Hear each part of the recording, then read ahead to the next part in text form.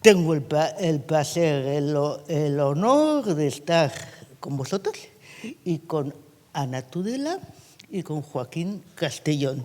Los dos son periodistas, lógicamente, ella de la Complutense, él de la Universidad de Navarra. Los dos investigan, los dos tienen un magnífico currículum de haber sido demandados por no sé cuánta gente que no han conseguido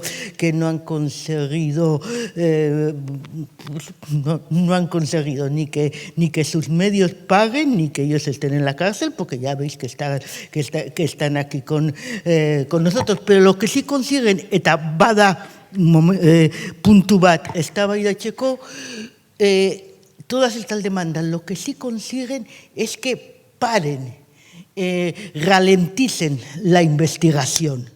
Y, lógicamente, ellos pueden tener medios potentes detrás, pero también acordaros que muchos periodistas son freelancers y posiblemente les podían acabar con su carrera. Y también que no todos los medios son poderosos.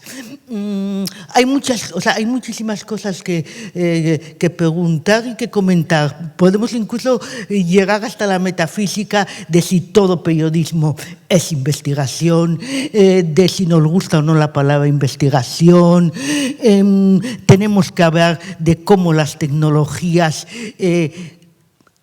ayudan, incluso la inteligencia artificial ayuda a que la investigación sea quizás más rápida o más profunda, más ágil, pero al mismo tiempo qué difícil si la base de datos, cuántos González García, cuántos García González, cuántos M.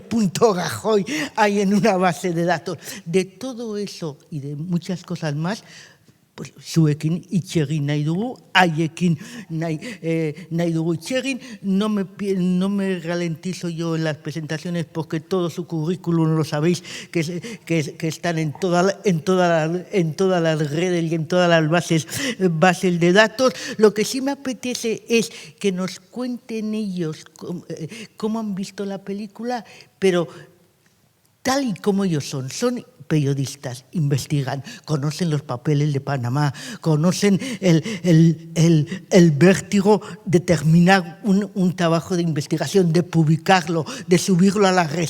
¿Cómo lo habéis visto? Tú, Ana, la habías visto ya, pero tú no. Cuéntanos. ¿Qué empiezas tú, que eres el que no lo había visto? Yo la acabo de ver y estoy todavía nervioso, porque me ha encantado el final. Estoy flipado con la película. Me ha gustado mucho porque se lo está comentando ahora Ana, que espero que haya gran parte de la película que os haya aburrido, porque el periodismo de investigación es muy aburrido. Entonces me encanta que refleje eso, que hasta que no dicen faltan 27 horas para publicar y ya empieza a sonar una batería, todo sea como lento, pesado, debates, ponemos esta palabra, hay que hablar con el departamento legal, doy fe que yo he estado en el Salche-Saicton, he estado con Bastian, con Frederick, me han enseñado sus oficinas que son así, que ellos actúan así, que el departamento legal funciona así. Y doy fe también de que de muchas de las investigaciones que hacemos, muchas se frustran, no llegamos al final, no llegamos a poder publicar. Entonces me encanta que los primeros 45 minutos de película sean 3 investigaciones que no salen.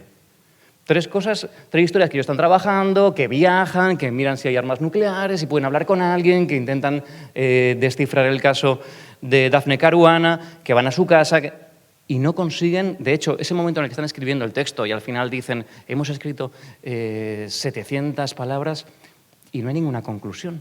Acabamos con una pregunta porque no podemos saber si lo que estamos contando o no tenemos un cierre.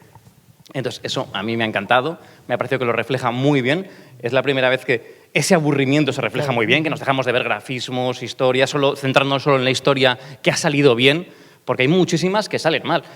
Ana lo sabe, todos tenemos cajones de historias que se han empezado a trabajar y, bueno, y antes de pandemia, porque teníamos en ese momento 34 historias que estaban empezadas y que no conseguíamos que alguien nos hablase, que no conseguíamos un dato o un documento que corroborase lo que estábamos contando y que no podíamos publicar.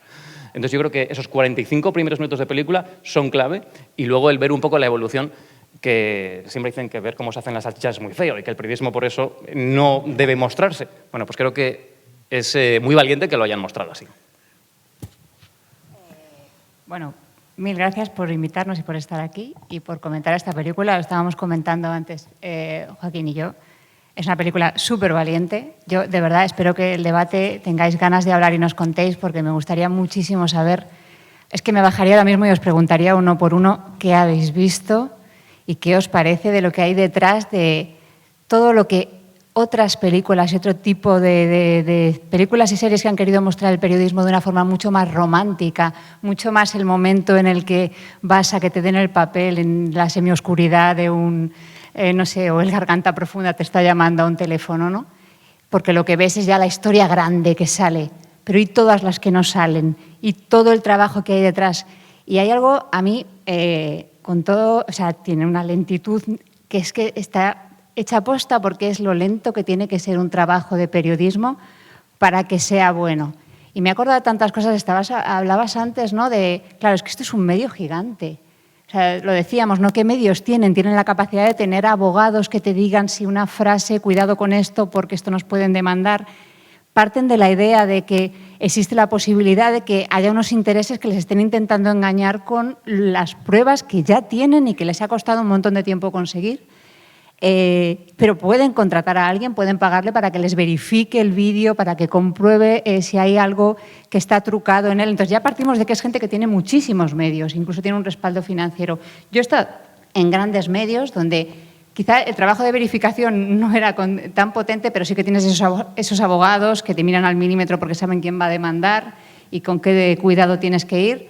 Y luego, bueno, a partir de 2016, que montamos Datavista, Antonio Delgado y yo, también estoy viviendo la otra parte, la parte en la que a nosotros, si nos demandan, nos tumban.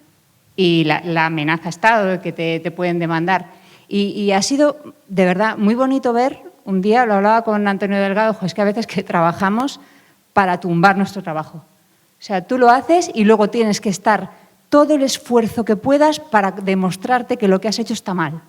Y ese trabajo de me he equivocado en esto, no en esto, me estaba acordando de dos planos que tuvimos que demostraban que habían modificado una zona protegida para que pudiera instalarse allí, bueno, unas macrogranjas, y las veces que estuvimos comprobando, tumbándonos nuestra propia información, y al final no estaba verificado que fuera así, no hubiera sido un cambio realmente lógico de planos en el tiempo y la información no sale, porque realmente no la tienes lo bastante atado, aunque todo apunta a que sí. Entonces, todo el trabajo para tumbar tu propio trabajo, me parece que la película lo muestra de una forma maravillosa. Es que está fenomenal el momento en el que Bastian está en el despacho con su jefe y está como un niño en el cole contándole al director que le está preguntando por cada detalle de la investigación.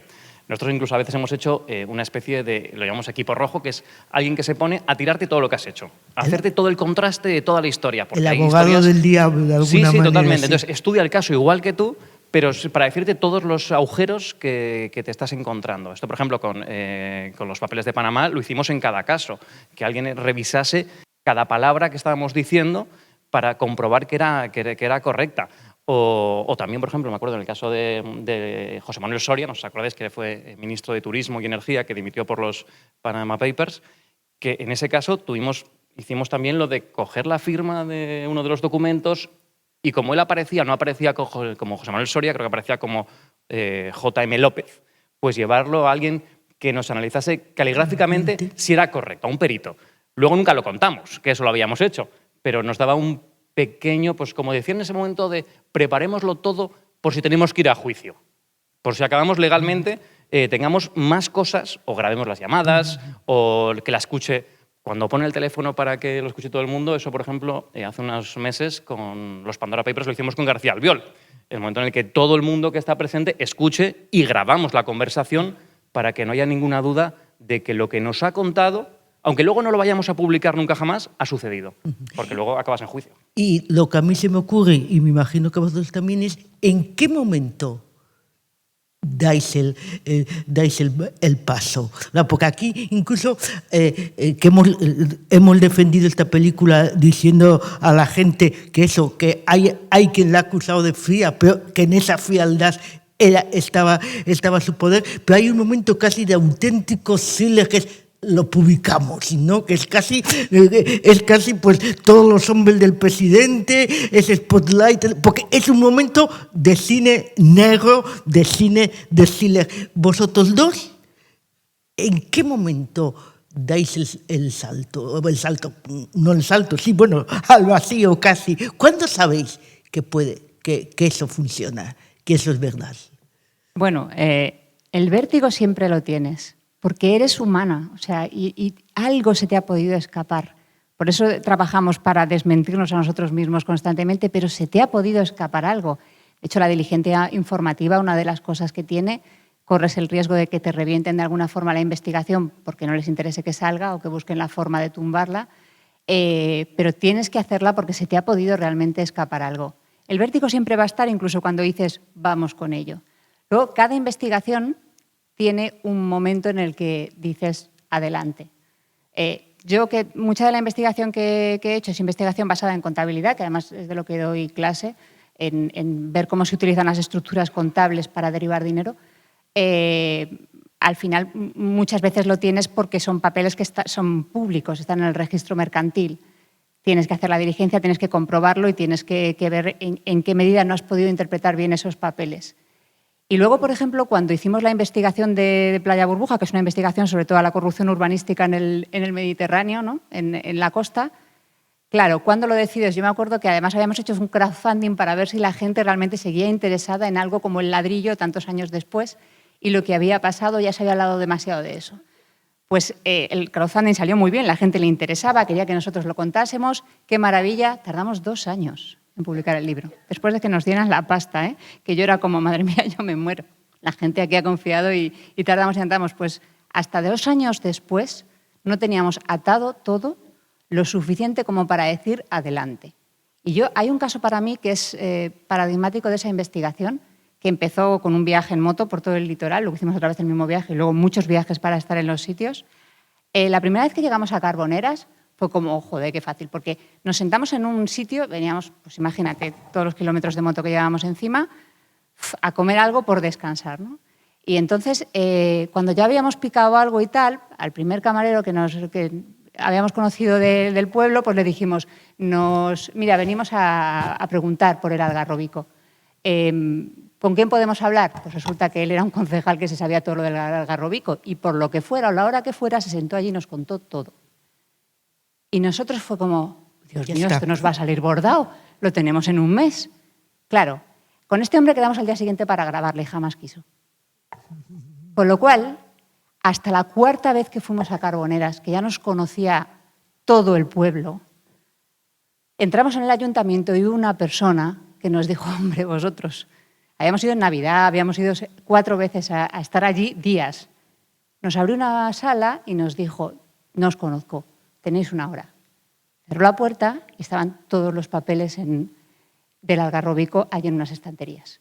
Lo que demostraba que habían intentado hacer 4 hoteles, que mintieron a Europa desde el gobierno, todo lo que sacamos en el capítulo del algarrobico. Pero 2 años, ¿eh? Yo creo que miedo y vértigo tienes en cada publicación, porque sientes responsabilidad. Después dices, ¿se me puede haber escapado algo? Creo que no, creo que he hecho todo bien, creo que he hecho todo correcto y creo que está todo bien, pero algo puede haber fallado. Y después porque sabes que realmente si algo ha fallado en esa investigación va a tirar todas las anteriores. Que van a decir, no, mira, si es que ha fallado en esto, seguro que las anteriores estaban mal. Entonces siempre tienes mucho miedo. ¿Cuándo crees que es el momento? Cuando tienes las pruebas, tienes toda la diligencia informativa hecha, es decir, has contactado con la persona o por lo menos has intentado contactar, has hablado con su entorno cercano, tienes todo muy cerrado y cuando ya crees que es el momento de publicar esa historia. Hay historias que de repente se forman en un día. Esto, por ejemplo, nos pasó con el caso de la ministra de Sanidad, Carmen Montón, que era ministra con Pedro Sánchez, que conseguimos demostrar que había plagiado un trabajo que había hecho de máster. Estábamos en el momento ese del máster de Cifuentes y todos los másteres que surgieron de la Rey Juan Carlos. Y ese caso lo hicimos en un día. Y luego hay casos que pueden estar años trabajando. El caso de Panamá fue 1 año y pico. Pandora ha sido también 1 año de trabajo. Entonces, bueno, depende cada caso cuando tú crees que ya estamos listos para publicar. Ana, has citado el crowdfunding. Has citado a la gente que incluso eso, que sentías esa responsabilidad, le mandaba el dinero, 2 años no publicado.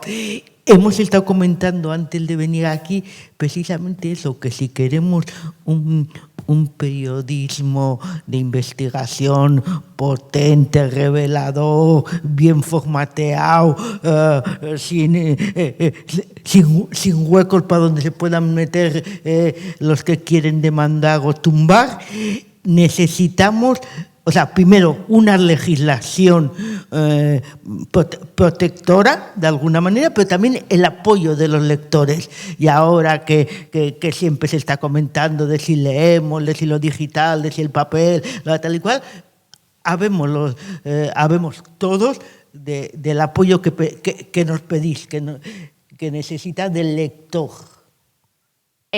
O sea, por supuesto, necesitamos el apoyo del lector. Voy a ir un paso previo. Yo creo que Snowden lo comenta.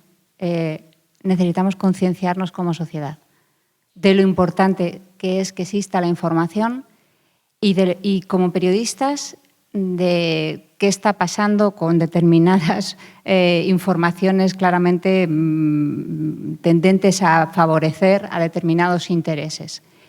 Y esto lo digo porque en una sociedad polarizada como la que ya tenemos, yo hace siglos que hablaba, no futbolicemos la información, por favor, no la convirtamos en bandos, y bueno, ya lo tenemos encima. Tenemos que concienciarnos como sociedad que necesitamos conocer lo que está pasando, que tiene que importarnos que roben, no que roben los otros. Que si alguien, que si están pidiendo un contrato, no me tiene que importar si tiene que ver con alguien a quien voto o no.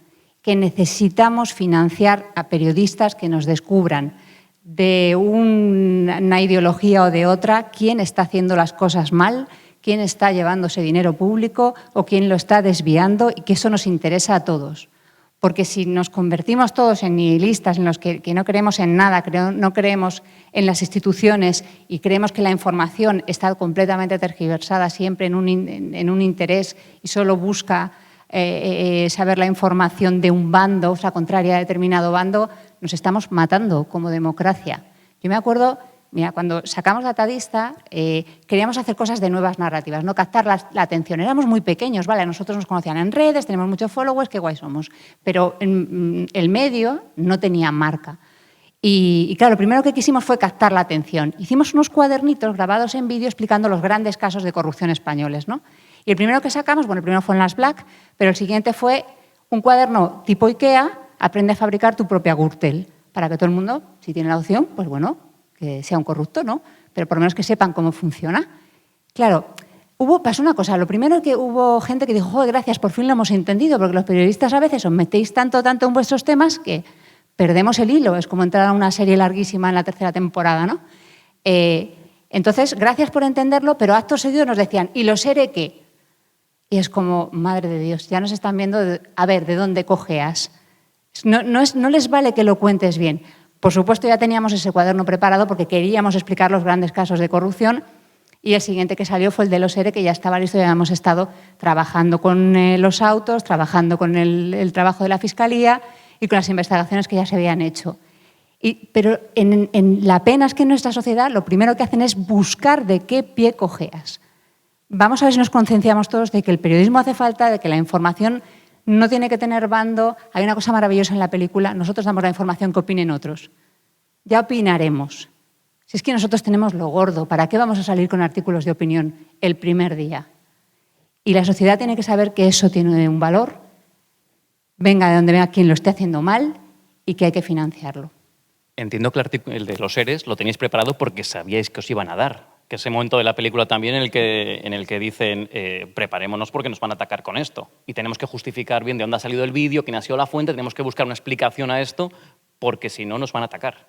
No era porque nos iban a atacar. De hecho, dudamos si sacar uno u otro porque lo que queríamos era expliquemos los grandes casos de corrupción del país. Y podía haber salido uno antes o el otro, o sea, nos daba igual. O sea, eran casos que queríamos explicar bien porque pensábamos que ya se había perdido el hilo, ¿no? Tienen tantas diferentes partes y tal. Y sacamos uno porque la actualidad en ese momento dijo sacamos el primero. Podíamos haberlo sacado incluso a la vez. Pero de verdad que no hubo una decisión de lo preparamos, no vayan a decirnos.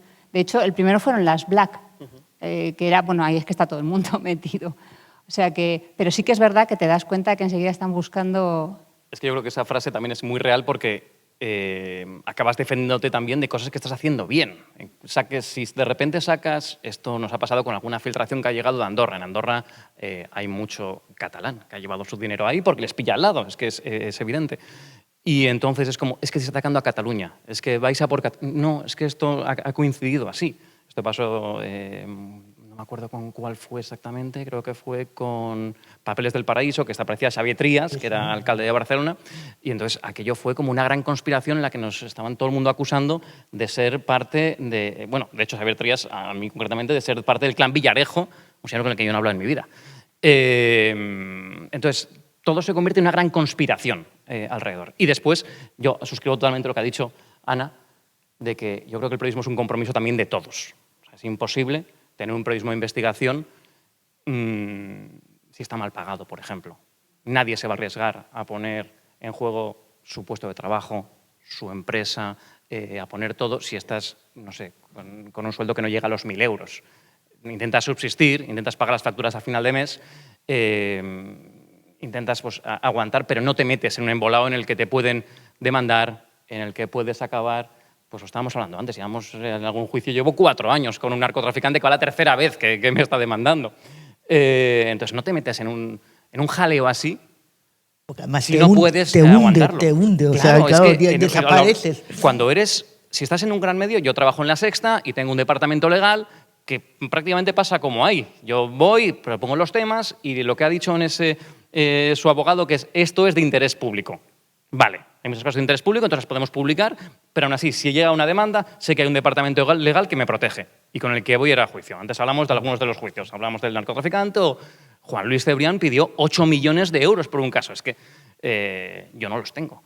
Entonces, te meten un lío gordo. Si eres un free, si trabajas por una noticia, que además un medio te va a pagar 150 euros por una investigación que te ha podido llevar meses y que además te va a meter en un problema legal, ¿cómo vas a publicar esto? ¿Cómo te vas a meter en ese jaleo por 150 euros? Tienes que tener muchísima voluntad. Necesitas que alguien te apoye. Necesitas que haya colegio de periodistas que a lo mejor respalde algún tipo de información. Necesitas que haya, no sé, que la sociedad tome conciencia de lo importante que es el periodismo, de la relevancia que tiene, de lo importante que es estar bien informado para saber a quién vas a votar, aunque sea, para saber por dónde moverte, para tener luz. Y todo eso se hace pagando, que esto nos está costando mucho que se entienda. Que si yo pregunto de aquí quién paga Netflix, esto me pasa mucho en la universidad.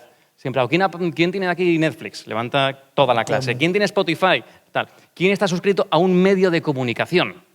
Y es raro que en una clase de periodismo haya alguien que levante la mano. Entonces, bueno, pues yo creo que esto es un reflejo de lo que tenemos. Como Ana ya llevaba desde el principio queriendo preguntaros, ¿y vosotros qué? ¿Qué opináis de la película? ¿Qué opináis de la investigación? Hasta que no nos vamos a hacer levantar la mano para saber quién tiene Netflix. Pero sí queremos, ¿participáis? ¿Alguna pregunta? ¿Algún comentario? Ya sabéis que los micrófonos son de todos, o sea que no acaparemos micrófono. Se pregunta, se disfruta con el comentario, pero son de todos y nos están quedando como unos 12 minutos, o sea que adelante. ¿Qué tal? Buenas noches. Al hilo de la película, bueno, dejando de lado un poco el análisis de la película, pero sí salen de cara al futuro del periodismo varias notas muy inquietantes, ¿no? Quería preguntaros vuestra opinión y para todos una reflexión general. Se habla de Orbán y liberalismo y se dice en un momento, si todos los periodistas mienten, ¿para qué el periodismo? Entonces, periodismo necesitado a la conciencia de una sociedad pluralista y no tribalista. Tú has citado lo de Cataluña. Aquí la mayoría de las cabeceras dependen de partidos políticos. El pluralismo asumido, porque si no es o lo de unos o lo de otros. Y también ligado a la necesidad del apoyo de las grandes empresas. Me gustaría conocer vuestra opinión. Se habla de que la democracia o la democracia liberal va muy ligada al capitalismo industrial. En términos periodísticos, a las grandes empresas periodísticas más o menos independientes que pueden defender los reportajes de investigación. ¿Es posible desde fuera de las grandes empresas periodísticas hacer investigación. Y el otro gran riesgo ligado al cerco que hay a la sociedad pluralista es ya no solo la sociedad iliberal, sino la sociedad posliberal, ¿no?, que comentan algunos. Es decir, funciona más o menos la prensa, funcionan las instituciones, pero la gente deje de creer en ellas, ¿no?, y se vayan pudriendo poco a poco. Entonces, lo que más me interesa a mí es vuestra opinión sobre la necesidad del capitalismo industrial, es decir, de las grandes empresas periodísticas, para que el periodismo de denuncia exista. ¿Qué periodismo de investigación están haciendo Ana y Antonio? Y son pequeñitos, pero sí que te cuente ella y luego opino. Bueno, o sea, claro, lo maravilloso sería que fuera así, como hemos visto así, ¿no? Que realmente se sigan todos los pasos correctos de verificación y de empeño, pero que además puedas contar con los abogados, el respaldo de un gran medio detrás, alguien a quien contratar que verifique determinadas pruebas que tienes, o sea, llegar lo más cerca posible a la verdad, que nunca vas a saberla porque no estabas allí cuando pasaron las cosas, pero sí lo más cerca posible. ¿Se puede hacer? ¿Hacen falta? Claro, es que lo genial sería que fuera así, que fueran grandes medios con toda esa capacidad, ese colchón financiero, ese pulmón, ese respaldo a los periodistas, los que lo hicieran. El problema que tenemos en ese, no sé si tiene que ver con ese capitalismo industrial, pero bueno, en parte sí. Bueno, en este país hemos vivido que grandes bancos y empresas del IBEX, han acabado siendo propietarias de medios y eso se ha convertido en un lastre y es así. O sea, y hemos sido colaboradores de esos grandes medios y en algunos hemos estado y eso se convirtió, sobre todo post-crisis financiera, en un lastre gigantesco porque las deudas de esos medios les hicieron limitar muchísimo en determinadas, cuando tenían que hablar determinados bancos y empresas, de lo que sacaban y de lo que hablaban. Pero lo ideal sería, y esperemos que ahora que hemos dado el salto a que ya no vivimos de los anunciantes, que eso también fue un gran lastre, sino que en teoría vivimos de los lectores, nos debemos a ellos, hemos puesto un muro de pago y queremos decirles, si contratáis Netflix, ¿por qué no pagáis también por el periodismo? Hay que darles algo que necesiten y ahora tu cliente no es el anunciante, es el lector, es el oyente, es el televidente y si es ese tu cliente, entonces tienes que servirle a él. Y él lo que necesita es información para mejorar la sociedad todos y cumplir la función que tenemos. ¿Se puede hacer desde fuera? Sí. Yo nunca he trabajado con tanta libertad como ahora. Nunca he conocido este país como ahora. Porque nos cogemos el coche y nos vamos donde haga falta en cuanto nos dicen que nos van a dar algo, que nos van a dar entrada a algo, podemos hablar con alguien. Tampoco he trabajado con tanto miedo como ahora, también lo digo. O sea, cada vez que alguien hace... y pasa muchas veces, nos amenaza con denunciarnos, claro, nos tiemblan las canillas. O sea, es que somos muy pequeños y a nosotros ya respondemos con nuestro patrimonio, no hay un periódico detrás. Y eso significa que te crujen la vida. Porque en este país no nos olvidemos que ya no es solo una demanda porque has mentido, no has comprobado lo suficiente, que las hay, las hemos visto recientemente, pues que a la juez, a una compañera ha decidido decirle que es que no comprobó lo bastante, que yo ya no sé dónde está ese límite. Pero es que aquí los jueces te admiten que vaya a tribunales y tendrá que ser así porque choca con derechos fundamentales, pero una cosa que es el derecho al honor. Y eso es una cosa enorme en la que toda la gente que quiere frenarte en una investigación utiliza para decirte me estás atacando el honor ya, pero es que tú estás provocando un daño a la sociedad o estás haciendo algo que es de interés público, que se sepa lo que estás haciendo. Pero tú te puedes tirar años teniendo que pagar abogados porque alguien considera que tú has sido contra su derecho al honor, aunque digas la verdad. Y no nos olvidemos que en este país, porque la prueba es que los tribunales no es que nos estén haciendo sentirnos muy respaldados, que en este país se secuestra un libro como Fariña por algo como haber incluido en una de sus páginas algo que era una verdad judicial, en una sentencia en firme. Y un señor consideró que eso atentaba contra su derecho al honor y pidió 100.000 euros, que en aquel momento a Libros del Cao, que todavía era muy pequeña, y a Nacho Carretal los crujía en ese momento, y se secuestró el libro y existió la amenaza de que tuvieran que pagarle 100.000 euros. Al final ha tenido que pagar él solo 16.000. Pero y el tiempo y el sufrimiento de pensar que todo ese trabajo que has hecho con todo el cuidado, incluso yéndote a papeles que son ya sentencias en firme, puede tumbarte. Eso es con lo que vivimos. Más uno a todo y yo además O sea, yo tengo bastante esperanza en los medios de comunicación, en la prensa, en el periodismo, y creo que los tiempos están cambiando mucho. Que ahora mismo hay un gran buffet de medios, no estamos hablando de que haya 2 televisiones, 3 periódicos y 4 radios. Ahora puedes leer el New York Times y puedes leer también el Pravda y puedes leer desde el diario.es a Datadista, al ABC, y todo lo tienes en tu móvil, o puedes leer los comentarios de Twitter que hace una persona que te parece que es la referencia en un tema, o te tienes que buscar la información. Yo creo que ahora es eso, es un gran bufete en el que tienes que escoger mucho mejor. Tienes que ver, de esta cadena quiero ver este programa y este no me interesa nada. Y aquí me parece que siempre me están mintiendo en esta web, y esta, en cambio, no estoy de acuerdo en nada de lo que cuenta, pero me aporta algo de información y creo que es honesto. Creo que los periodistas lo que podemos hacer es jugar limpio, lo más limpio que podamos. Creo que nuestro prestigio está en nuestro nombre y que es el público el que tiene que elegir qué quiere leer, por qué apuesta y por qué no, por qué paga y por qué no paga. Entonces, bueno, yo creo que tenemos una responsabilidad compartida, porque al final los periodistas tampoco es que estemos al otro lado en una burbuja en la que no tengamos contacto con nadie, sino que somos parte de la sociedad y tenemos errores, y hay gente que lo hace mal, igual que hay cirujanos que lo hacen mal, y hay gente que lo hace muy bien, y hay gente que aguanta mejor presiones y gente que lo aguanta peor. Hay cosas que son difíciles porque el mundo es difícil. Y al hilo de tantas veces que hemos hablado de los tribunales, el de la sentencia, el derecho al honor, no hemos tocado, lo hemos citado un momento, cuestión de una legislación distinta para favorecer o por lo menos no enturbiar el periodismo de investigación. ¿Qué nos decís? O sea, ¿qué pediríais? Yo creo que sobre todo, y aquí Ana es la especialista, ley de transparencia sería, para empezar, legislativamente uno de los pilares de las cosas que habría que cambiar, que las instituciones fueran mucho más transparentes dando documentación, que hay documentación que es pública, que debería ser pública, que deberíamos conocer todos y que nunca la consigues, nunca te la dan. Bueno, totalmente de acuerdo. Yo es que mi guerra con los temas de legislación y transparencia la conoces muy bien.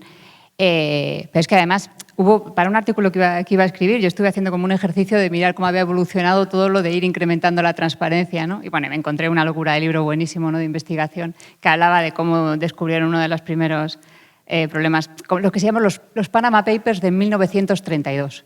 ¿Vale? O sea, esto entra en el barrio de los Campos Elíseos en París, evidentemente por un chivatazo, y allí hay un senador con 10 cuadernillos con 2.000 nombres de personas que eran clientes de Una masa Bárcenas. Sí, es la banca comercial de Ginebra y, bueno, pues eso sale en los medios, pero no salen los nombres, ¿no? Y todos los periodistas se vuelven locos yo quiero la lista, era la lista Falciani de ese momento, ¿no?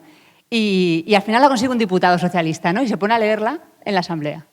Allí, nombre por nombre, tal, ¿qué era lo que había? De toda esta historia que os estoy contando, lo interesante es que entre los nombres que había, pues unos cuantos senadores, dueños de medios de comunicación, no sé qué.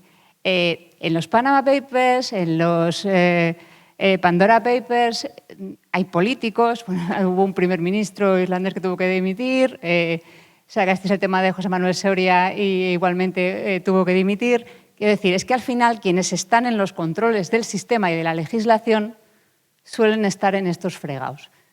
Y entonces ahí tenemos un problema, porque parece que no les interesa legislar en favor de que estas cosas sean mucho más fáciles de descubrir para mejorar la sociedad.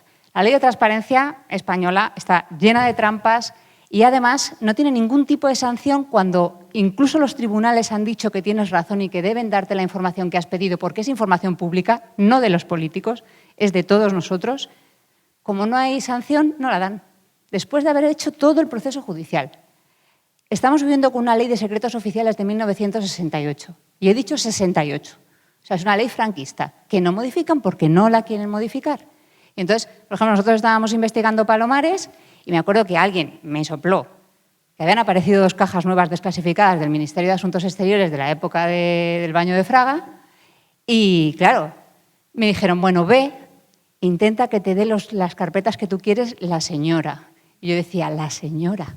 O sea, hay una señora, no una ley, que decide si me lo da o no. El nivel de arbitrariedad, ¿eh? Y yo fui y la señora se portó.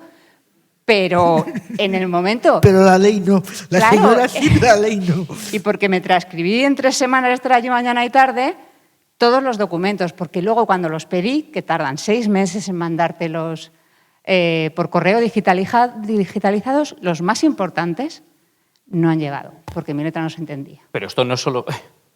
Bueno, ordenador. Que...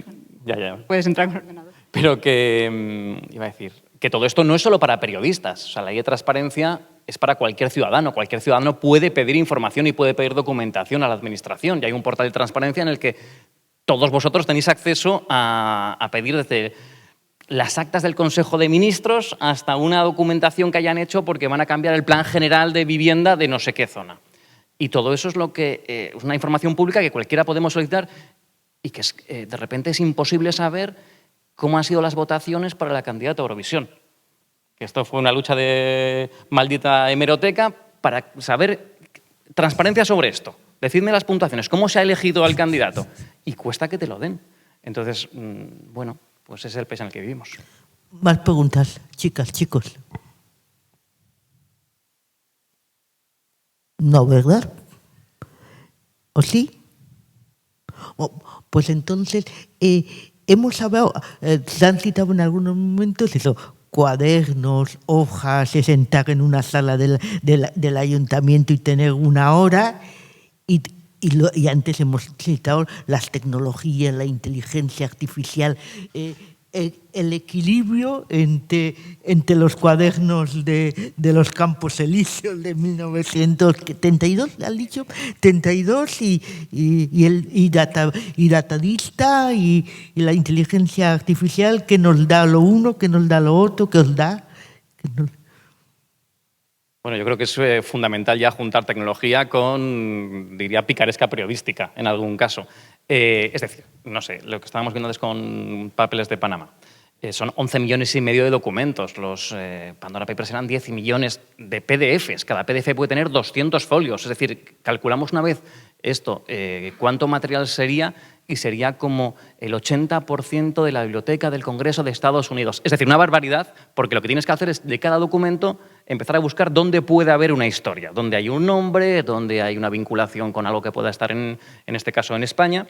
Es imposible si no lo haces con tecnología. Es imposible si no haces que los documentos sean buscables.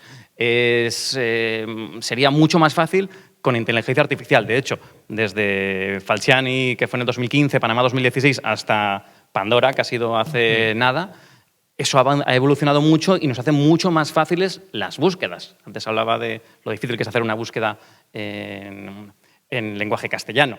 ¿Por qué? Porque te apellidas Borbón, y esto es caso real, y entonces, si ponen la tilde o no la ponen, la tilde que te la identifique y no te la confunda con una letra. Si la máquina de escribir, nos pasó por ejemplo con Pilar de Borbón, era una máquina de escribir antigua, entonces la tilde la pegaba más, el sistema no la entendía, te vuelves loco. O los nombres que hablábamos, y por eso lo decías, tú buscas si buscas a José María García, periodista deportivo, imaginar los José María Garcías que aparecen. Y si ha escrito José María con tilde o sin tilde, se ha puesto José M. J. M. Es imposible. La inteligencia artificial nos ayudará muchísimo a hacer en grandes filtraciones, porque el mundo, lo que decíamos antes, está cambiando. Ya la gente no te dice, oye, te voy a pasar un documento, te voy a pasar unos folios, te voy a pasar unas cajas que va a manejar una señora. Sino que a veces te pueden dar en un pendrive miles de millones de documentos. Cuando estaba viendo también el documental y veía cómo estaban haciendo la transcripción de las 4 horas y media de grabación, que eso es el tedio más absoluto que todos hemos pasado, de tener que transcribir una historia que te pasan, o de estar escuchando un audio que está totalmente roto porque alguien lo ha grabado en un bar, ha tirado una grabadora, y te pasas 2 horas intentando entender lo que están diciendo ahí. Eso va a cambiar. En algún momento ese audio se transcribirá solo, te ahorrará tiempo y podrás seguir la investigación por otro lado, publicar antes, trabajar mejor el material. Ya ha cambiado.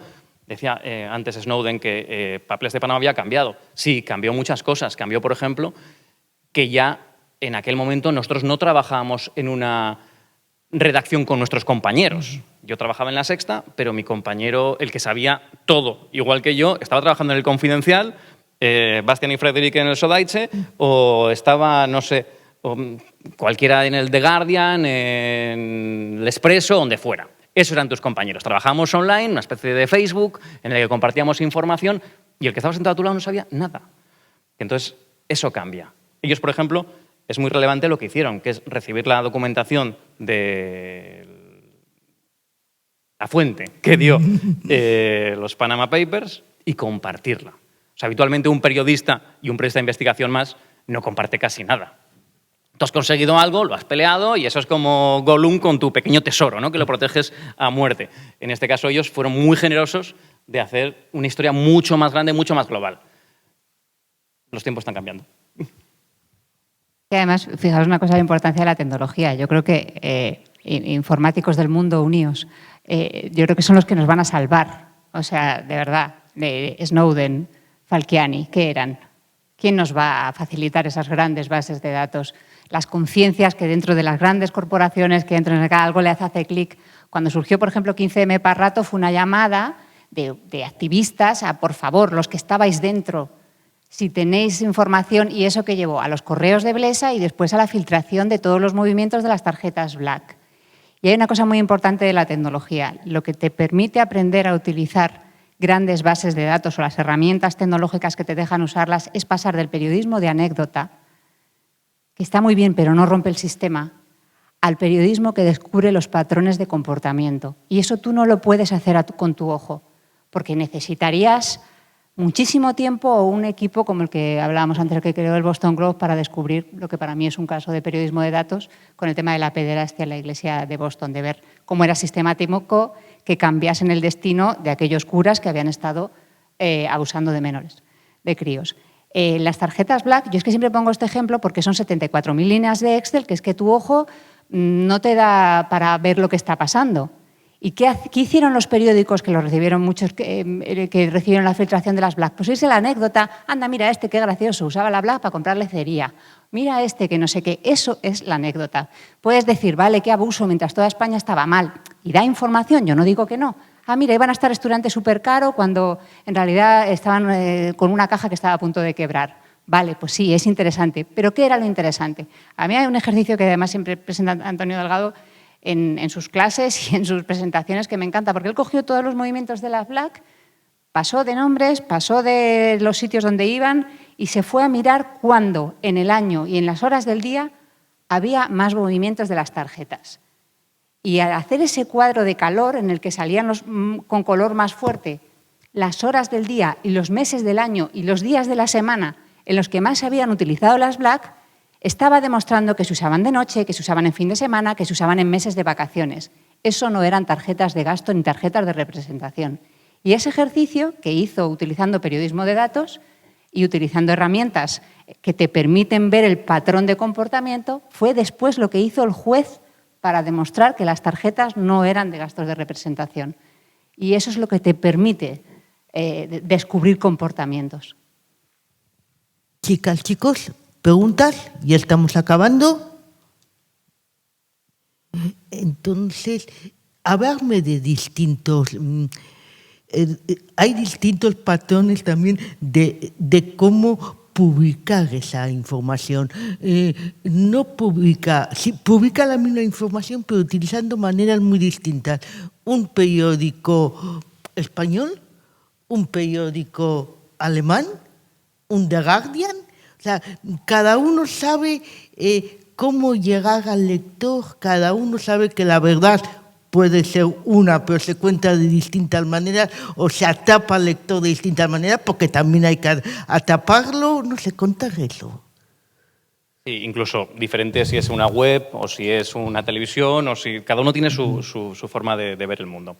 De hecho, con este tipo de investigaciones, yo, por ejemplo, en esa sede del Soldatsche Zeitung, en una de las primeras reuniones que teníamos, cuando empezábamos a ver los temas, que es lo que preocupaba por partes del mundo, me di cuenta que todos lo vemos diferente. Es decir, en Latinoamérica, por ejemplo, estaban todos los periodistas muy preocupados, buscando sobre todo casos de narcotráfico. Y querían concretamente al Chapo Guzmán, que era el que tenían entre ceja y ceja, y ver cuánto dinero tenía, dónde lo tenía, cómo lo había escondido. Cuando mirabas y hablaban los periodistas del norte de Europa, pues los de Suecia, Noruega, los alemanes, ellos estaban siempre buscando historias de grandes corporaciones y cómo se aprovechaban del sistema para pagar menos impuestos. Sobre todo estaban obsesionados con un banco que se llama Nordea. Y cuando veías cómo trabajábamos los del sur, en este caso Italia, Grecia, un poquito de Francia y España, nosotros buscábamos, os lo vais a imaginar, políticos corruptos. Que era nuestra obsesión y en lo que estábamos todos los países latinos trabajando y buscando, y Grecia y tal. Bueno. Después, habla de publicar, por ejemplo, también que decías. Se veía gran diferencia entre anglosajones y latinos. Que es que, por ejemplo, ellos creen que todo tiene que ir el primer día. Primer y segundo día, como máximo pueden llegar a 4 días de publicar todas las historias que tengas. Porque ellos creen que tienen incluso... Por ejemplo, dejar fuera las celebrities, les parece que es una buena idea. Elton John, por ejemplo, en los Pandora se quedó fuera, o incluso Pep Guardiola, no les interesaba, porque decían que ellos solo iban, en este caso, a por oligarcas rusos y a por algún tipo de políticos. Decían, es que oligarcas rusos en España damos por hecho que tienen algo en el extranjero, incluso grandes corporaciones damos por hecho, no sorprende que te lo digan. Y después ellos creen que tienen que publicar todo porque ellos tienen una mentalidad que todo tiene que ir el primer día como si fuese un libro. En cambio, en España, Italia, por ejemplo, también creemos en que es más efectivo hacer un goteo. Ir contando historias porque creemos que si no, no se va a entender todo. Que si el primer día publicamos García Albiol, por ejemplo, no iba a pasar nada. Porque la gente todavía no ha asumido. De hecho, con Panamá, que fue de las primeras investigaciones, el primer día teníamos que explicar que Panamá era un paraíso fiscal. Para esto tenemos que explicar cómo hemos llegado hasta aquí. Y creemos siempre que con 4 o 5 historias españolas, más las internacionales, contamos mejor el relato y, sobre todo, hacemos una mejor concienciación de lo que queremos contar. Nos da igual que aparezca Miguel Bosé, que Imanol Arias esté... que no es lo importante. Lo importante es demostrar cómo el sistema está fallando. Y para demostrar que el sistema está fallando, qué mejor que hacer un pequeño goteo de temas. No, en nuestro caso no funcionará así. Sí, somos diferentes en eso también. Si no tenéis preguntas, yo creo que tendríamos que ir acabando, pero quizás, en el fondo, haciendo un homenaje a esos periodistas que han muerto, como Caruana, quizás como tantos y tantas mexicanas, incluso con esos periodistas rusos que tuvieron que huir cuando los Panama Papers, mientras los demás, bueno, pues no tuvisteis que marcharos de vuestros países, ¿no? O sea, si os parece bien, zuek horrela nahi baduzue, hemen utziko dugu, pero con eso, darnos unas pinceladas sobre el miedo físico y el homenaje pues, a esa gente, a esos compañeros y a esa gente que nos ha dado tantas verdades. No sé, para empezar, vamos, y para acabar, básicamente, mi admiración, mi absoluta admiración, porque, bueno, lo hemos estado comentando antes, en cosas que estamos investigando ahora, me ha pasado algo que a mí, a mí me han amenazado muchas veces y, bueno, han puesto demandas y tal, pero lo del miedo físico no lo había sentido hasta ahora, ¿vale? Y nos está pasando con temas medioambientales. Y no es, decíamos, no es la gente de campo, bueno, es que fíjate, es que vienen ahí como, no. Los empresarios son los que te vienen con el todoterreno y vienen a hacerte la amenaza física. Y yo eso no lo había vivido, pero claro, es que estás aquí y dices, no me pasa nada. O sea, que hay un señor que me está amenazando, lo tengo a 10 centímetros de mi cara, pero no me pasa nada. Es sorprendente, luego te vas y te quedas 2 días un poco en shock en casa, pero aquí no tenemos la sensación de tener ese miedo, aunque la tengas enfrente y te la estén diciendo. Pero tiene que ser, o sea, es muy diferente, y es lo que comentábamos antes, ver cómo es sistemático que en México... claro, que mueran periodistas y que la amenaza es así de real. Son tus compañeros y son casos que quedan impunes, que no se solucionan y que sabes que puede ser el siguiente y que el hecho de seguir tu trabajo día a día es una amenaza a tu vida constante porque pasa, porque te matan y entonces aquí no creemos, ya os digo, a mí no me había pasado nunca, me ha empezado ahora que recibir este tipo de amenazas más físicas, pero no tenemos esa sensación de que aquí vaya a pasar. Bueno, igual un día, pues esperemos que no, pero no está ese... Y seguir haciendo ese trabajo día a día, sabiendo que sí pasa y que pasa a esos niveles, que que matan a tus compañeros y que tú puedes ser el siguiente, me parece de una convicción en lo que estás haciendo y en la importancia del periodismo para la sociedad que, bueno, merecen más que un homenaje, es una admiración absoluta. Es que no somos conscientes de lo que está pasando. De hecho, nos pasaba en estas investigaciones con el Consorcio Internacional que cuando los compañeros de la redacción te ven, no, es que tienes 3 encriptados para entrar en cada base de datos. No hablas por teléfono con nadie de lo que estás investigando. No usas WhatsApp ni solo usas algún sistema de videollamada para poder comunicarte, ¿no? Entonces, es como cierto cachondeo, ¿no? De ¿qué estáis pensando? Que estáis aquí... Además, esto no sale mucho en el carácter, ¿no? De ponerle humor. Entonces, es que no es por mí. Es que los periodistas, como contabas, que estaban investigando los Pandora Papers en Rusia, una semana antes abandonaron el país, se fueron a un lugar indeterminado, ahora podemos decir que es Noruega, a protegerse porque tenían verdadero miedo de lo que les podía pasar. En México, lo mismo. Entonces, bueno, la madre de Matthew, Daphne, Matthew era el informático del Consorcio Internacional que hizo Panama Papers. Habéis visto lo que pasó.